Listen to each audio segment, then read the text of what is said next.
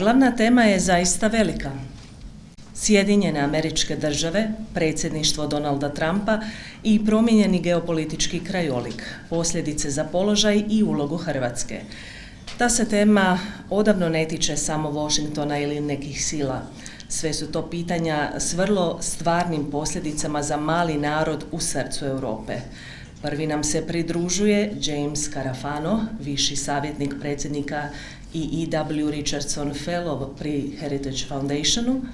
James Carafano jedan je od najpoznatijih američkih konzervativnih stručnjaka za sigurnost i vanjsku politiku. Dio je think tanka koji u velikoj mjeri utječe na strategiju SAD-a. Večeras će govoriti o Trumpovoj administraciji, aktualnoj geopolitičkoj situaciji te o prilikama za Hrvatsku u takvom svijetu. Gospodine Carafano, izvolite.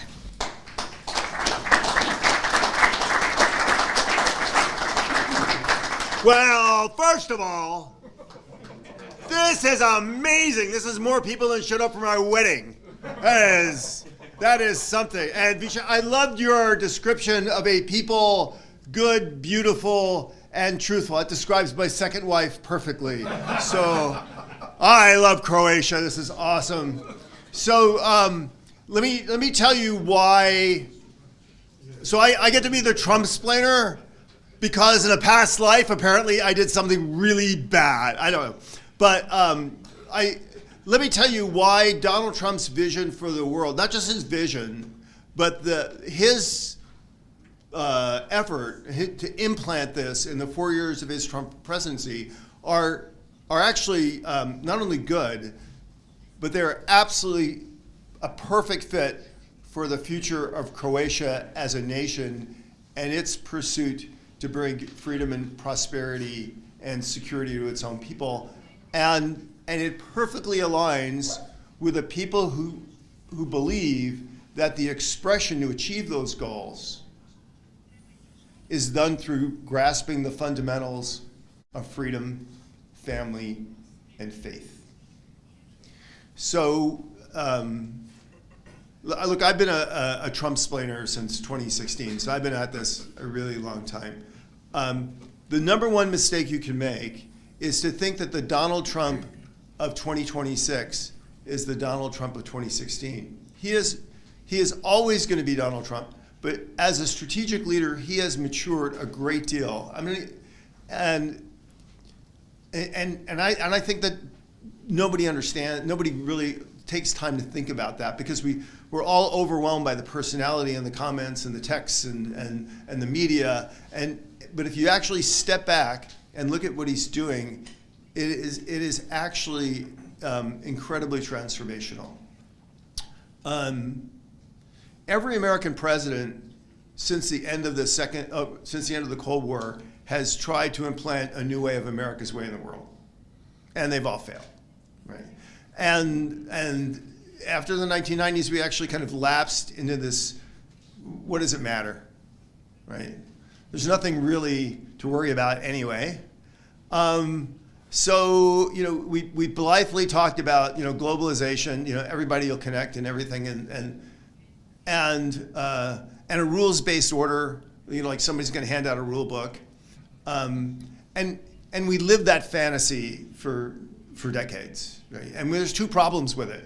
First of all, globalization has had its day, and it's had its opportunity, and it's proven actually to deliver nothing that brings human prosperity and the ability of humans to fulfill a purpose-filled life. It has failed. It's not our fault that they failed. They just failed. And the other thing is, there is no rules-based order, and never really was. And what we've had in countries like China and Russia and Iran who've proved that by never following the rules. And not only did they not follow the rules, they actually exploited the rules for their own benefit, and nobody really took any major measure to use their own power and influence to stop them. So, Donald Trump had a frustrated, I think, first 4 years as president. He was even more deeply frustrated in watching, whether you like it or not, he looked at President Biden and said, I don't think you've run the country very well. I don't think it's been good for you in the world. And it's the accumulation of that experience and his fundamental beliefs that have produced kind of the vision that we have. And what's notable about this is it's really different. I mean, if you think about how great powers have tried to operate in the world, really since the 18th century, it's all been about spheres of power and influence and dominance, right? Whether you're imperial power, where you try to carve out your own part of the world, or team up with another imperial power to balance against other imperial powers, or you have the Cold War and the great standoff between the Soviet Union and the United States. Building a sphere of influence is how great power is operationalized in the world. And actually, if you look at China today, China is absolutely in the tradition of geopolitics and statecraft that we've seen for centuries. China wants to carve out its place in the world where it controls the economy, the security, the politics. Look, if you look at a project like Belt and Road Initiatives, for example, Belt and Road Initiative is about one thing: connecting the world to China for the benefit of China. It is absolutely traditional power politics. Trump has a very different vision because he realizes that that way of power is gone. No power in the world today, and you could use whatever stupid term you want: great power, solo power, superpower, mini power, maxi power, it doesn't matter. No power in the world today has the capacity to build and sustain and drive a hard sphere of influence. The United States doesn't have that, and we are arguably the strongest power in the world today. We have three major theaters that really connect the world. If you think about it, the greater Middle East, Western Europe, and the Indo-Pacific. The United States does not have the capacity, for example, to be dominant militarily in any parts of those world today by itself in a sustained way. We can do shock and awe like nobody's business, right? So we can pound Ukraine, and now that they don't have any military, we can probably pound them a little longer. But we can't keep carriers and thousands of planes in the Middle East, in perpetuity. We don't do that. We just can't do that. And China certainly doesn't have to do that. China, I think the closing of the straits and China's intense weakness to its own weakness to global supply chains and its own inability to be able to import enough energy to continue to drive its economy demonstrates that they can't do that either. So Donald Trump's not stupid. Like, why am I going to try to maintain a sphere of influence that I literally don't have the power and the capacity to sustain in the long term? So what is the alternative to that? And one thing that Donald Trump and Ronald Reagan have in common is they both fundamentally believe in the idea of peace through strength. And it's not unusual or not unexpected that in many ways Donald Trump looks at his idol, his mentor, as Reagan, because he came awake in the Reagan era, and he believes, like Reagan, in peace through strength. But the way Reagan passed through peace through strength is not the way you're going to operationalize today.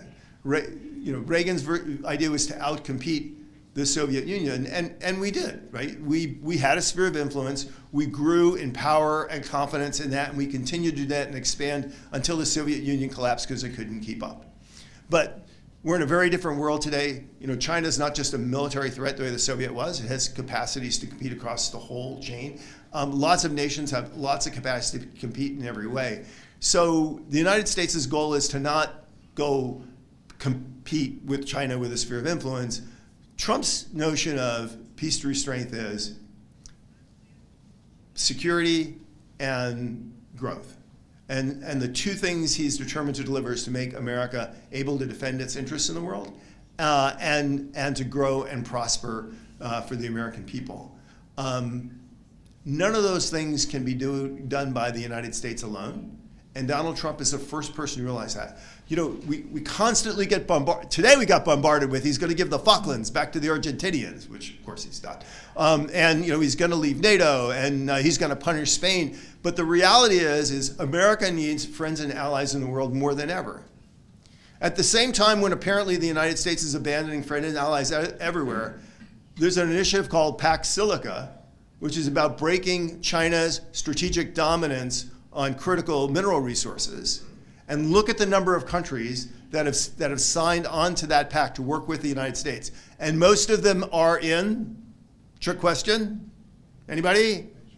Europe, thank you. Right, the biggest and most numerous and most dedicated partners for Pax Silica are in Europe. America just put a 4 people around the moon, which hasn't been done in a really, really long time.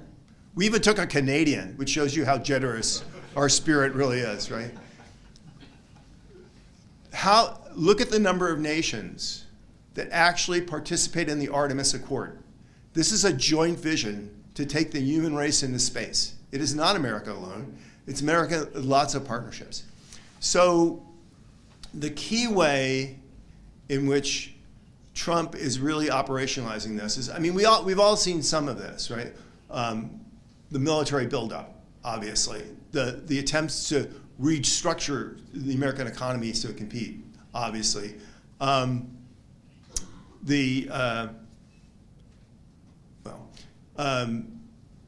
Even Trump's operation, if you look in the Western Hemisphere, the Panama Canal, Greenland, Venezuela, all that is about making sure malicious entities can't mess with the United States, but also that you cannot impede the United States' ability to connect with the rest of the world. Both Panama Canal and Greenland are perfect examples of this. Panama Canal is only really, really important in the United States if you need to take your Navy from one part of the world and send it to the other part of the world. Matter of fact, you could not have done Epic Fury if you didn't have the free transit of the Panama Canal.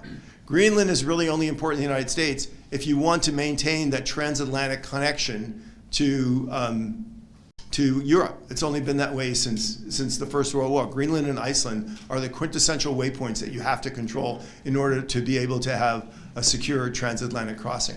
So even the things in the Western Hemisphere are really about America looking outward and America connecting. If you look at where the projects that the president has really embraced, the connection of India, the Middle East, and Europe, the support for the Middle Corridor connecting Central Asia and the South Caucasus. No American president of the last 2 decades could spell Central Asia, let alone tell you how many countries there were. And Donald Trump, without prompting, jumped into the middle of a war between Armenia and Azerbaijan, brokered a peace, and made a major investment in this corridor because he saw the value of the United States connecting regions together and being able to allow the U.S. to connect in the world on that. The 3 Cs initiative is another penultimate example of Donald Trump was the first supporter of the idea of the 3 Cs initiative. Connecting North, Central, and Southern Europe is the new economic backbone of Europe. And what's important is, although he hasn't said this, if you think about this, whether it's the Atlantic crossing or free and open Indo-Pacific or connecting Japan, South Korea, nations in the Pacific to the Middle East and to Europe, or connecting Europe from north to south, or connecting Central Asia and the Caucasus to Europe, or connecting Africa across the Mediterranean to Europe, that is all one big geopolitical project. So America is going to secure its place in the world by having access to the world. The other reason why Trump is going to do this is because there is no alternative. These corridors work and will work because the nations in the corridors themselves are vested in their development, their security, and the benefit. And so it's not the United States expending enormous amount of resources to maintain a sphere of influence. It's about allowing nations to determine their own future and operationalize their own future with their own resources and capabilities and making them stakeholders in a better world. So the reason why that's important, particularly to Croatia, is, really since the day of the Romans, Croatia is in many ways in the center of the universe. It is in the middle of the 3 Cs corridor. Its ports will connect with the transit that's coming across Asia and the Middle East and in Western Europe, and increasingly go up through those channels into Central Europe. It's going to connect with other countries that are connecting across to Ukraine and to the South Caucasus and Central Asia. So Croatia is in the center of this. And I think for Croatia's traditional place in history as a crossroads but not as a crossroads as part of a 19th century empire, not as a crossroads as part of a Soviet bloc, not a crossroads as part of some European megastate that's going to tell you what to do, but the ability of Croatia to be at the center of all this and to decide for itself how it's going to operationalize those connections, that is the greatest future that you could possibly have. And to realize that your vision and your opportunity exactly aligns with the President of the United States and his vision for a more peaceful, prosperous world, I don't think opportunities like that come along very often. So I think the partnership between the United States and Croatia, this is the day that it will come. But the other reason why I think this is important is because Trump is a man of both values and belief, as well as a strategist. Yes, it's America first. Yes, it's about protecting America's interests and America's security. But he realizes that all power and authority come from God. And God gave man power to do good and do evil, and you get a choice. And anybody who doesn't believe that Donald Trump, in his heart of hearts, is a person who wants to do good does not understand Donald Trump. And so it is not surprising that if you look across many of the domestic policies that he has in the United States, at the root of all of them are, what are the things that could make America great again? In addition to defending its interests, defending its people, fighting terrorists, bumping off Iranians, it is what gives America its power and energy. It is faith, family, and preserving their freedom. And at the root of virtually every American policy, he is committed to that. And I think you will always find that Donald Trump is a pragmatic leader. He will work with any leader that will work with the United States. Got rid of the terrorists in Venezuela, put a person in charge, and said, look, as long as you work with me, and we're doing good things for your people and doing good things for you, can stay. And you guys can figure out your governance and who gets elected and what your constitution, I don't care. That's your stuff, right? But he is pragmatic, but if you ask him if he had a choice, if you asked him if countries were making right decisions for their own people, what would they be choosing? And he said they would be choosing exactly what I'm choosing: faith and freedom and family. And I will just end on this, which is, why is Trump so mean? Because he is sometimes. Particularly on his friends, and often on his friends in Europe. It is not because Trump hates Europe or he doesn't care. I often tell people, when people say Trump's going to leave NATO, Trump's going to abandon Europeans, Trump's going to give back the Falklands, is show me a world where America walks away from Europe and America is better off. That America walks away and it lets the likes of China and Russia run around Europe amok and do whatever it wants. And how is that good for America? And you would look at me and say, Jim, or James, or you, stupid guy.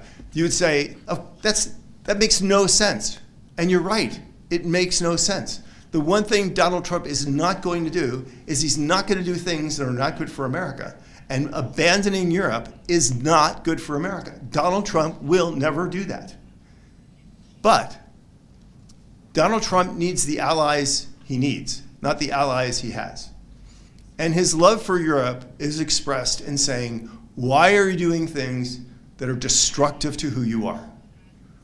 Why do you have open borders? Why do you have unrestricted immigration and unsustainable social welfare states that are running your society, your culture, your freedom, your public safety, your economy into the ground? Why are you doing that? Why do you have energy policies which will absolutely ensure that the day of your country having abundant, reliable, and affordable energy will never come?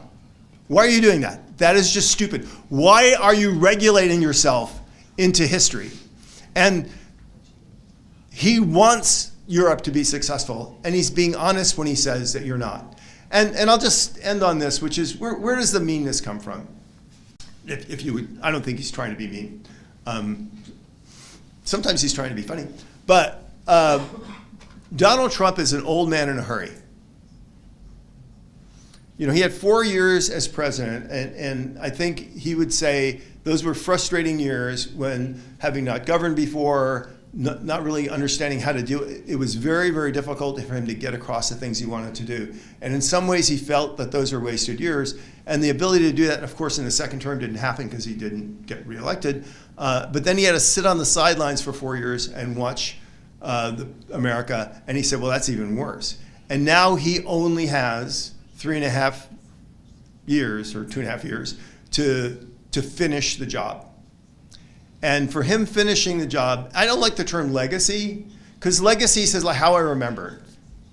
And I swear to God, he really doesn't care if his name's on the Trump Tower or if they name the arch after him. Or what he means by legacy is, I made a commitment to the American people that I was going to fix the big problems, and I believe I can fix the big problems. And so he is adamant to get this done by the end of his term. And that's why sometimes he's impatient, sometimes I think rightfully so, angry, and kind of has very little patience for people that just don't get it. And he just pushes ahead. And if you think, well, that's mean and everything else, I'd say, look, let's just be honest for a second, and I'll take a deep breath and say, if a year ago I came to you and I said, the communist takeover of Latin America, which is going to sweep across the entire continent and make it not just a world of the new world of heartbeat of Marxism, but the place where the Chinese, the Russians, the Iranians, every Islamic terrorist group can run around, do whatever they want, that's going to come to an end and be crashingly reversed in less than a year, I would say no. If you said that Iran, which has been the bane of peace and stability in the Middle East forever, and has produced things as horrific as a Lebanon, which has been in chaos for decades, and things like October 7th, that was going to be virtually eliminated by the end of the year, you would say, I don't believe that. If you would say, and even in Western Europe, that Ukraine, which was in dire straits, and a Europe that was worried that it would survive this war, that Ukraine would be winning the war, and that the possibility of the Russians winning that war is never going to happen, and that the reality is NATO as an alliance is actually in better shape today than it's been in the last 20 years, that's never going to happen. And that's in a year. So it's not just a man who's impatient. It's not just a man who has a vision. But I think if you look at the track record of this guy, he is moving very fast in the right direction. And we wanted to come to Croatia because America does need friends and allies in the world. And this nation, because of where it is, because of who you are, this is the perfect partner for Donald Trump. Thanks.